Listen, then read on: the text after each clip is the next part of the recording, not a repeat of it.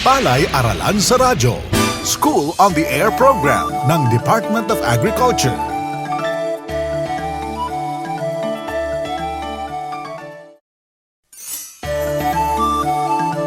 Abalang-abala ang magandang si Binibining Aurora sa walang patumanggang pagkuha ng litrato sa palayan ng kanyang ama. Kailangan daw niyang maibalita kung kailangan na bang mag-abono ng nitroheno sa palayan. Nabasa kasi niya sa PhilRice Facebook page na katakam-takam sa mga peste ang palayang bugbog sa pataba. Ano bang kababalaghan ang ginagawa mo dyan, Aurora? At paano yung pagpindot mo? Dyan ba mismo sa palayan? Ano ba nakain mo, bata ka? Baka naman nagayuma ka na. Ay, eto ba, Aling Ising? Inaalam ko kasi kung kailangan na ba ng palay ng patabang nitroheno. Baka kasi hindi pa. Sayang naman ang pambili. Tsaka, babala sa PhilRice Facebook page ay ang paglalagay ng santambak na pataba ang sanhi ng paghapay ng palay at pag-atake ng peste sa palayan. Gamit ang cellphone? Malalaman kung kailangan ng nitroheno ang palayan? Paano naman nangyari yun? Simple lang, Aling Ising. Pipicturean lang ang dahon ng palay at magbibigay na ng reseta. Rekomendasyon ang Leaf Color Computing o LCC mobile app. Sasabihin kung gutom na si nitroheno ang palay o busog pa naman. Ang galing yan ah! May bayad ba yan? Naku, baka mahal. Aling Ising, libre po. Walang bayad. Nasaan po ba ang cellphone nyo at nang ma-download ko na po sa gadget nyo? Ida-download ko na rin yung iba pang digital applications na pwedeng gamitin sa pagsasaka. Libre din ba yan? Libre po! As in free for all! Download ko na ang Rice Crop Manager, -1 Element Technique, AgriDoc, Leaf Color Computing, at Binhing Palay apps. Ayos!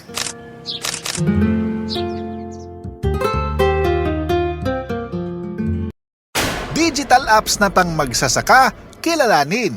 Rice Crop Manager, -1 Element Technique, Leaf Color Computing, AgriDoc at Binhing Palay app. Magandang araw mga kamagsasaka. Welcome sa ating programang Palay Aralan sa Radyo, School on the Air program ng Department of Agriculture. Ako po si Mang Fred at usapang digital application tayo ngayong araw. Bukod sa mga babasahin, technology videos at pagdalo sa pagsasanay, maaari ring magamit ang cellphone o computer upang makakuha ng mga kaalaman sa pagsasaka. Tatalakayin natin ngayong araw ang Rice Crop Manager na nagbibigay ng tamang rekomendasyon sa pag-aabono. Makakasama natin ngayong araw si Ginoong Wilfredo Collado ng PhilRice, isa sa mga eksperto tungkol sa tamang pamamahala ng sustansya ng palay. Magandang araw po, Sir Kuli. Magandang araw din po sa ating lahat. Sir Kuli, pakipaliwanag nga po sa amin kung ano po ang tinatawag na Rice Crop Manager. Ang Rice Crop Manager ay isang decision support tool o ito yung isang gabay na tumutulong sa ating mga magsasaka na nakakapagbigay ng tamang rekomendasyon sa kanyang pamamahala sa kanyang palay upang tumaas ang ani at tumaas din ang kanyang kinikita. Sir Kuli, halimbawa po may access na po sa internet ang magsasaka. Paano po gamitin ang Rice Crop Manager at totoo bang libre po ito? Ang Rice Crop Manager ay libre na makukuha natin gamit ang internet. Kaya ang ating mga extension workers ay maaari nilang i-download o makuha ito via internet yung ating tinatawag na Rice Crop Manager. So sa pamamagitan ng laptop, cellphone o Android phones o kaya ay mga tablets ay pwede nilang i-download to at ito ay pwede nang gamitin ng ating mga extension workers upang mabigyan ng rekomendasyon ng ating mga magsasaka ng tamang pamamahala sa kanyang pagpapalay, sa kanyang pagbubukid. Kaya kung meron na kayong Android app ng RCM sa inyong Android phone, pwede na po itong gamitin kahit na wala kayong connection sa internet. Kaya pagka nagsumiti kayo ng inyong sagot sa ating RCM na interview, mabibigyan pa rin kayo ng rekomendasyon ng tamang pamamahala ng inyong palayan sa darating na sakahan. Iyon po yung Android application. Ayun. Sir, sakali pong mayroon na po silang application, kailan naman po ang tamang panahon ng paggamit ng Rice Crop Manager? So ang Rice Crop Manager po ay dapat gamitin ng ating mga extension workers habang hindi pa nakakatanim ang ating mga magsasaka. Kaya ito ay ginagamitan ng interview o pagtatanong sa ating mga magsasaka bago pa sila magtanim ng kanilang itatanim na binhi na palay. So dapat alam na ng ating mga magsasaka kung anong variety ang gagamitin nila. Alam na din nila kung kailan ang panahon ng kanilang pagpupunla o kaya pagtatanim, lalong-lalo na sa sabog tanim. So dapat ay bago pa magtanim ang ating mga magsasaka ay ma-interview na sila para mabigyan ng tamang gabay sa pagsasaka ng palay. Sir Kuli, ano-ano pong klaseng payo sa magsasaka ang naibibigay ng Rice Crop Manager? Sa mga payong binibigay ng Rice Crop Manager, narito na yung nauna na pinagmula ng ating Rice Crop Manager. Unang-una, nagbibigay siya ng komprehensibong gabay ng pagbibigay ng rekomendasyon doon sa pamamahala ng sustansya sa ating halamang palay. So nandito yung tamang pagbibigay ng sustansya mula sa tamang paggagalingan, tamang dami ng gagamitin na pataba o abono, at tamang panahon kung kailan sila ilalagay sa ating halamang palay. Ganon din, nagbibigay din ng rekomendasyon sa iba pang pamamahala sa ating pagpapalay, katulad ng pagbibigay ng seeding rate o yung dami ng binhi na gagamitin kung ikaw ay magsasabog tanim. Ganon din, nagbibigay din ng rekomendasyon ng Rice Crop Manager tungkol sa pamamahala sa peste sa loob ng 45 araw simula ng pagkatanim nito. Ganon din, nagbibigay din ang Rice Crop Manager ng rekomendasyon kung ang ating pamamahala ng tubig ay napaka-importante na babigyan ng gabay ang ating mga magsasaka upang makatipid tayo doon sa tinatawag nating alternate wetting and drying technology. At nagbibigay din ang ating Rice Crop Manager ng iba pang rekomendasyon tungo doon sa tamang pagpapatubig, tamang pagbibigay ng rekomendasyon kung may mga darating na kalamidad o darating na baha sa ating palayan. Halos lahat po pala ng aspeto ng pagsasaka ay maaaring makapagbigay ng rekomendasyon ang Rice Crop Manager.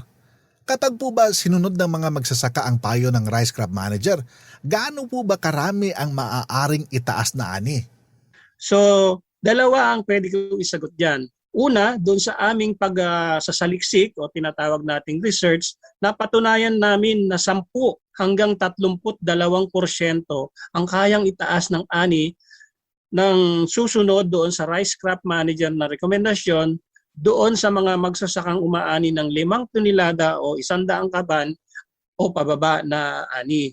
Ngayon, doon naman sa ginawang monitor ng ating Department of Agriculture sa mga sumubok na o gumamit na ng Rice Crop Manager, ay nakita na nagkaroon ng 22% pagtaas sa ani.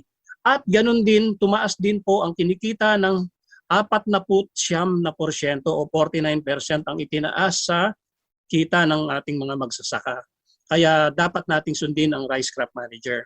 Ayan, ang laki po pala ng posibleng pagtaas ng ani pag sinunod po ang Rice Crop Manager. Sir Kuli, baka may karagdagang mensahe po kayo sa ating tagapakinig? So sa ating mga tagapakinig, lalong-lalo na yung ating mga magsasaka, huwag po tayong matakot na sundin ang rekomendasyon na binibigay ng Rice Crop Manager. Ito po ay napatunayan na sa pagsasaliksik at ganoon din po napatunayan na rin sa mga gumamit noong 2018 sa dalawang panahon hanggang 2019 na pagtatanim. So 2018 wet season, 2019 dry season, napatunayan po yung sinabi ko kanina na tumaas ang ani. Kahit na hindi 100% na sinunod yung rekomendasyon, nakita pa rin na 22% yung taas ng ani. Kaya wag po tayong matakot dahil ito po ay subok na, napatunayan at umaasa kami na ito ay mag-i-improve pa o gaganda pa sa susunod mga panahon. So dapat sundin natin ang Rice Crop Manager dahil ito ay libre, madaling makapagbigay ng rekomendasyon, ngunit isa lamang ito sa mga pwede nating gamitin na mga gabay sa ating pagsasaka. Marami pa rin tayong mga gabay na pwedeng gamitin. Isa ang Rice Crop Manager. Kaya sa lahat po ay umaasa kami na patuloy niyong tatangkilikin ang mga programa o rekomendasyon na binibigay ng ating gobyerno, lalong-lalo na po itong Rice Crop Managers. Sir Kuli, Halimbawa po may mga karaniwang magsasaka po na wala pong access sa internet at gusto pong sundin ng mga rekomendasyon ng RCM. Saan po sila pwedeng makipag-ugnayan para humingi po ng assistance? Fred, salamat sa tanong na yan. Ang ating mga magsasaka na nagnanais na makatanggap ng rekomendasyon mula sa Rice Crop Manager ay maaari lamang makipag-ugnayan sa kanilang Municipal Agriculture Office o doon sa tinatawag nating DA ng local government unit nila. So ito yung mga katuwang ng ating mga Department of Agriculture Regional Field Offices na nagbibigay ng rekomendasyon sa ating mga magsasaka. Kaya unang-una makipag-ugnayan sila sa Municipal Agriculture Office. At pwede rin naman pumunta sa PhilRice o makipag-ugnayan sa pinakamalapit na sangay ng PhilRice o branch stations ng PhilRice upang mabigyan din sila ng rekomendasyon mula sa Rice Crop Manager. At ganoon din, pwede rin silang pumunta sa ATI. Actually, ang totoong nagsasagawa ng malawakang pagbibigay ng rekomendasyon ay sa pamamahala ng Agricultural Training Institute. Subalit, katuwang nila dito ang DARFOs o yung mga regional field offices, saka ganoon din ang mga local government units. So, yun po. Maraming salamat, Sir Cooley.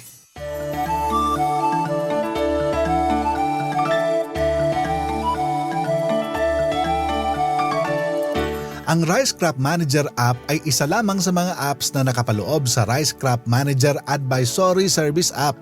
Ito ay tumutulong sa mga magsasaka na magbigay ng angkop na rekomendasyon sa pagpapalayan gamit ang computer o cellphone bago pa man sila magtanim. Ito ay libre at maaaring gamitin sa palayang sahudulan at may patubig. Sa paggamit ng Rice Crop Manager app, magagabayan ang mga magsasaka sa paglalagay ng pataba sa palayan. Ang RCM ay makapagbibigay ng rekomendasyon kung ano ang angkop na pataba, gaano karami, at kung kailan i-apply ang mga pataba ayon sa naitalang ani. Dagdag pa riyan, may mga rekomendasyon din sa pamamahala ng peste sa palayan tulad ng damo at iba't ibang kaaway na kulisap, pamamahala ng tubig gamit ng alternate wetting and drying na teknolohiya at dami ng binhi para sa sabog tanim. Para magamit ang Rice Crop Manager, sasagutin lamang ng mga magsasaka ang ilang mga katanungan kaugnay ng kanilang mga gawain sa bukid. Ang rekomendasyon ay maaari magkakaiba depende sa kung anong variety ng palay ang iyong gamit, serya ng mga sagot at nairekomendang dami ng ani. Sa mga interesadong magsasaka na naisubukan ng Rice Crop Manager app, maaari kayong bumisita sa pinakamalapit na tanggapan ng DA Agricultural Training Institute, DA Regional Field Offices, LGUs, PhilRice o International Rice Research Institute.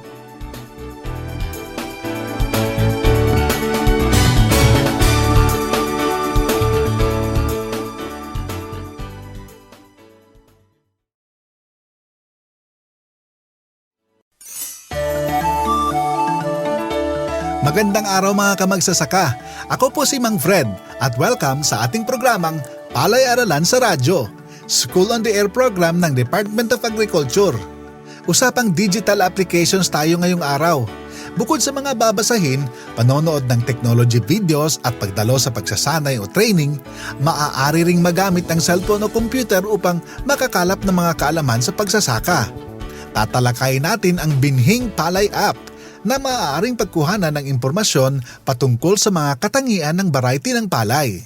Upang malaman natin kung paano nga ba ito gamitin at saan tayo makakakuha nito, makakapanayam natin si Ginoong Nehemiah Cabalyong, isa sa mga developers ng Binhing Palay App mula sa PhilRice. Magandang araw po, Sir Nehemiah.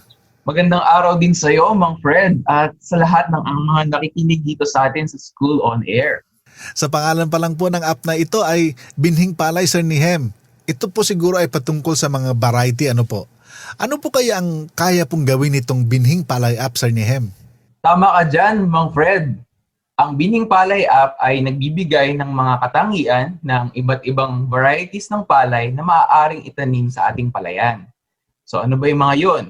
Yung average yield, maximum yield, yung rekomendasyon tungkol sa saan itatanim, kung pwede ba ito sa irrigated lowland o sa rain-fed areas, kung pwede ba ito sa dry season or wet season, at kung ano ang pamamaraan ng pagtatanim, kung direct seeded ba or transplanted.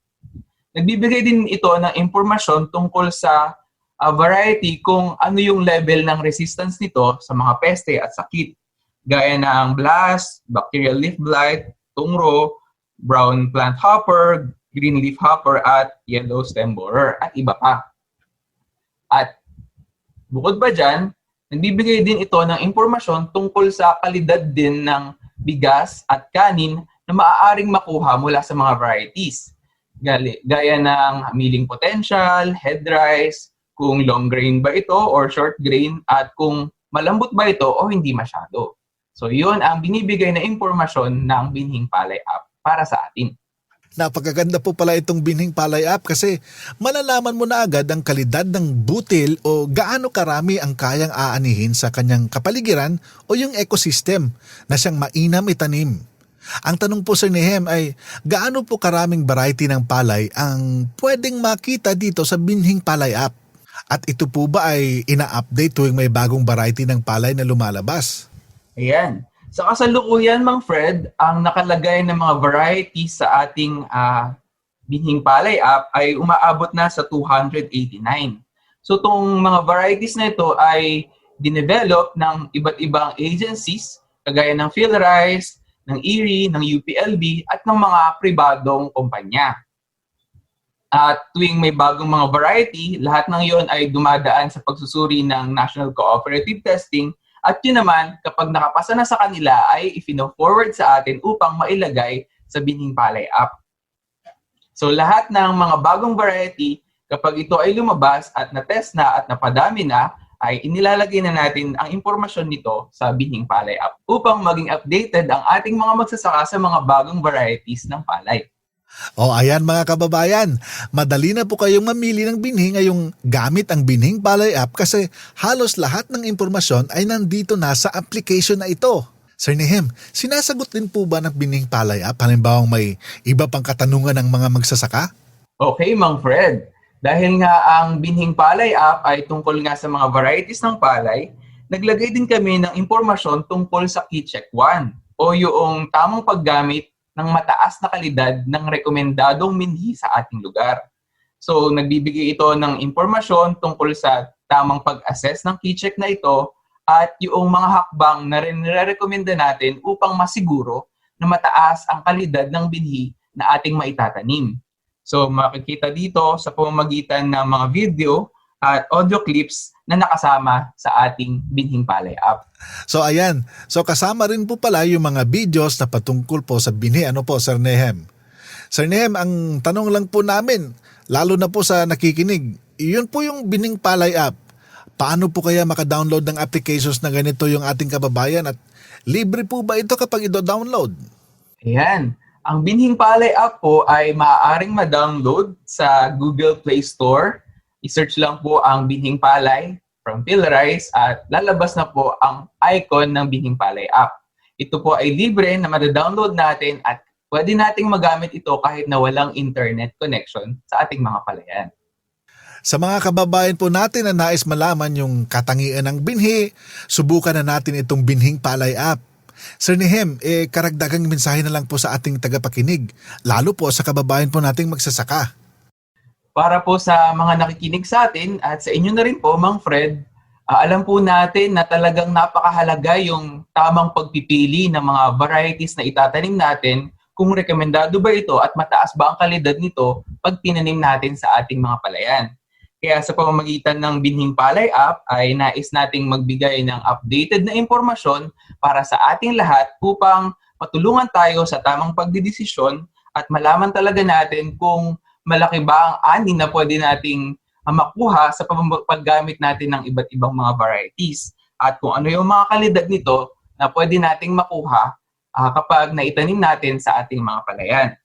So sana ay makatulong po ang Binhing Palay App para sa ating lahat. Ayan, napakarami po ng impormasyon po na naibahagi tungkol po sa katangian ng binhi gamit po ang Binhing Palay App. Maraming salamat, Sir Nehem. At sana po sa susunod na talakayan tungkol sa makabagong teknolohiya sa pagpapalayan ay muli po namin kayong makapanayam. Maraming salamat po at mabuhay po kayo, Sir Nehem. Maraming salamat din, Mang Fred, at magandang araw sa mga nakikinig po sa atin.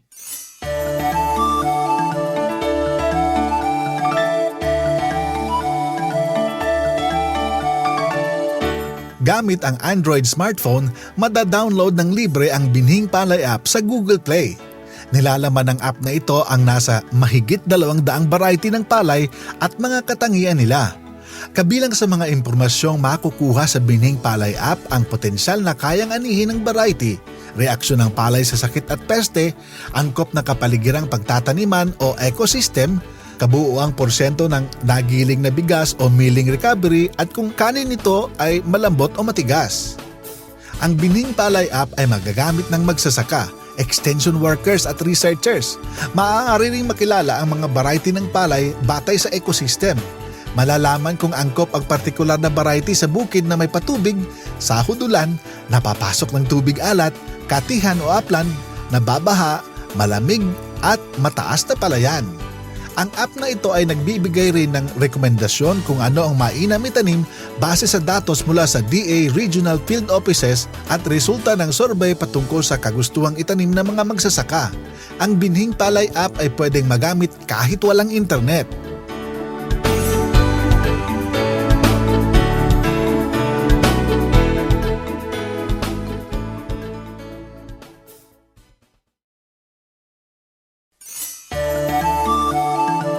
Magandang araw mga kamagsasaka.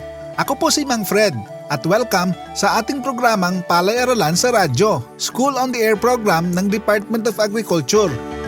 Usapang digital application tayo ngayong araw. Bukod sa mga babasahin, panonood ng technology videos at pagdalo sa pagsasanay o training, maaaring magamit ang cellphone o computer upang makakalap ng mga kaalaman sa pagsasaka. Tatalakayin natin ang AgriDoc app na siyang maaaring gawing talaan ng mga gawain at gastusin sa palayan at magbigay alerto sa mga pangangailangan ng palay base sa aktwal na edad nito. Makakapanayam natin si Ginoong Nehemiah Cabalyong, isa sa mga developers ng AgriDoc app mula sa PhilRice. Magandang araw po Sir Nehemiah. Yan. Magandang araw din sa iyo, Mang Fred, at sa mga nakikinig sa atin. Ayan, so karamihan po ngayon meron ng smartphones. Tayo po ay nasa tinatawag na high-tech na. Pakipaliwanag nga po Sir Nehem, kung ano po ang tinatawag na AgriDoc app. Okay. So, ang AgriDoc app, Mang Fred, ay isang smartphone app na kung saan maaari nating ilista ang ating mga activities at mga gastos sa pagpapalay. So, di ba, karaniwan ngayon, ang ginagamit natin ay mga notebook at lapis at ballpen sa pagsusulat. Subalit gamit tong smartphone app at itong AgriDoc app ay pwede na nating ilagay ng mas madali at mas madaling hanapin ang mga activities at saka mga gastusin natin na gagawin natin sa ating palayan. So bukod pa riyan, ang AgriDoc app ay nagbibigay ng notification o alerto sa atin tungkol sa mga pangangailangan ng ating palay base sa edad nito.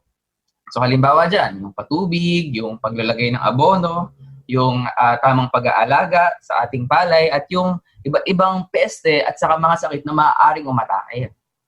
So ganun ang gamit ng AgriDoc app para sa atin. Naku, napakaganda po pala ng ganyang AgriDoc app kasi kaming mga magsasaka ay karaniwan sa kalendaryo nagtatala ng mga gawain sa bukid. Ito po bang AgriDoc app Sir Nehem ay may mga bayad po? At paano po ba ito makukuha ng ating mga magsasaka? Okay, magandang balita po para sa ating lahat dahil ang AgriDoc app po ay libre. So walang bayad. Siyempre, ang kailangan lang nating bilhin ay ang ating smartphone. Pero for sure, meron na yung mga bahay natin na mga smartphone dahil usually yung mga anak natin o hindi man tayo na mga magsasaka ay meron ng smartphone.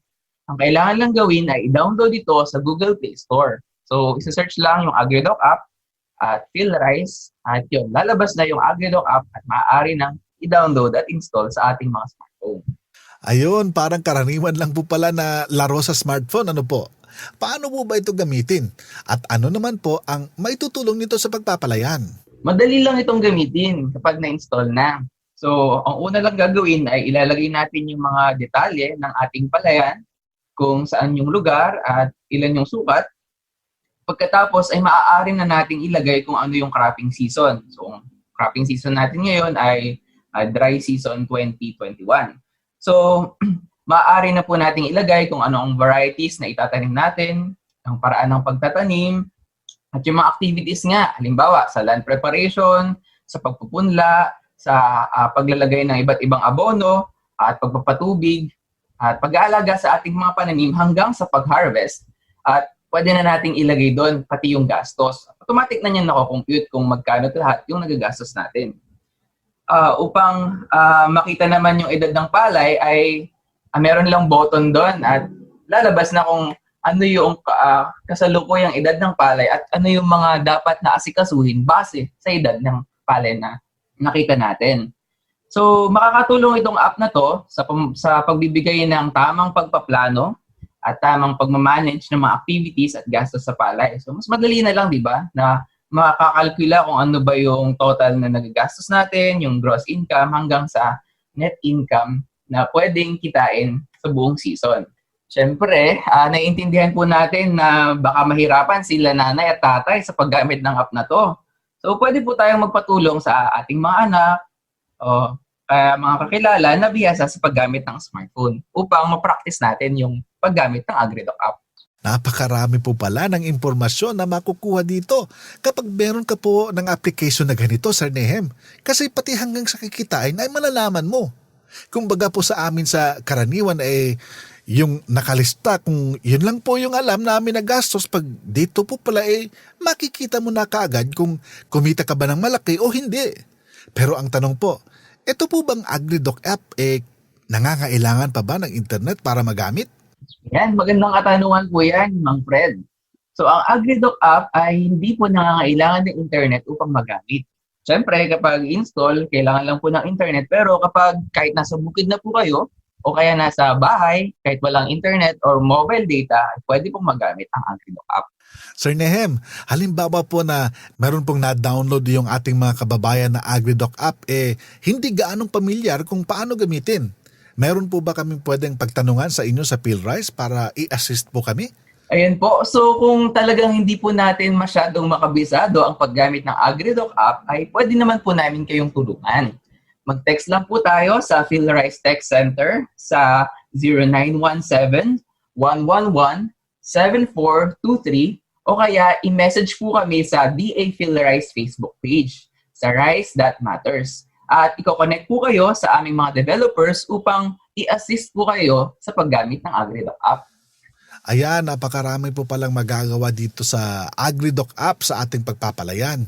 Sir Nehem, baka po may dagdag po kayong mensahe tungkol po sa AgriDoc app, lalo na po sa ating mga kababayan na teki na o gusto rin po gumamit ng teknolohiya sa pagpapalayan.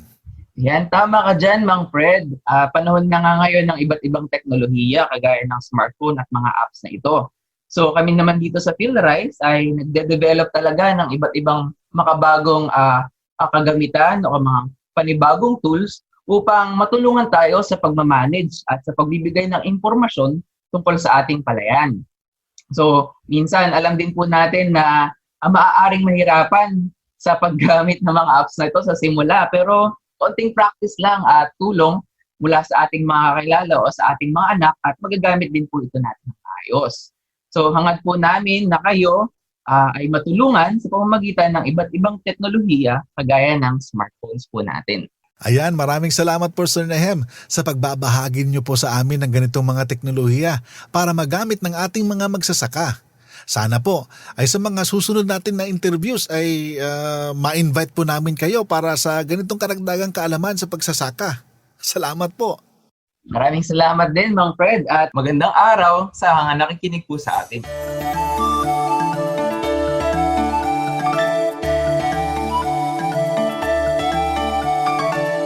Mabilis at tamang impormasyon sa palayan, subukan ang AgriDoc app gamit ang mobile phone. Sa pag-download ng AgriDoc app gamit ang internet, mapapaalalahanan ng ating mga magsasaka tungkol sa pangangailangan ng palay sa nitroheno at patubig sa pagbabantay sa iba't ibang sakit at peste at growth stage ng tanim na palay. Tampok din sa AgriDoc app ang pagkakaroon ng organisadong talaan ng mga gawain at gastos sa palayan, kung kaya't madali nang matuos ang kabuuang puhunan maging ang inaasahang kita. Bukod pa dyan, mayroon ding rekomendasyon upang tumaas ang ani at kita sa pagsasaka. Maaari ring mag-monitor ng iyong palayan gamit ang satellite images mula sa Google Map. Ang AgriDoc app ay nagsisilbing gabay ng ating mga magsasaka, extension workers at researchers sa pamamahala ng palayan. Ito ay libreng madadownload sa Google Play Store. Pagka-download ng AgriDoc app, magagamit mo na ang iba't ibang services nito kahit walang internet. Kaya naman, mag-download na ng AgriDoc app para sa mas mabilis at tamang impormasyon sa pamamahala ng palayan.